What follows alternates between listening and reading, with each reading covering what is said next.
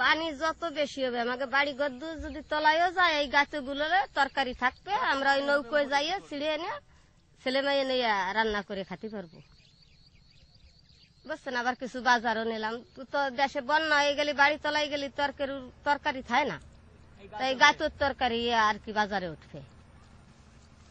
Sujit Mondal and his wife Rupashi live in one of the most flood-prone areas of Bangladesh, and for 6 months of the year their fields are flooded. So every year they build floating gardens out of water hyacinth and straw and grow their crops here instead. হ্যাঁ, বাপ দাদার কালে ঠাকুর দাদার কালে যে সমস্ত বন্যাগুলো দেখেছি ও বন্যা এ বন্যা আরো অনেক বড়। 88 সালের বন্যা হয়ে গেছে। তারপরে আমরা এই গাতর পরে অনেক দিন আছে বন্যায় গাতর পরে ছিলাম বুঝছেন। গাতো বান্ধে এ তো নাড়ার গাতুয়া কোচড়ি ফানা দিয়া গাতো বান্ধে তারপরে ওখানে আমরা থাকছি। গরু বাছুর ছাগল এইসব রাখিছি।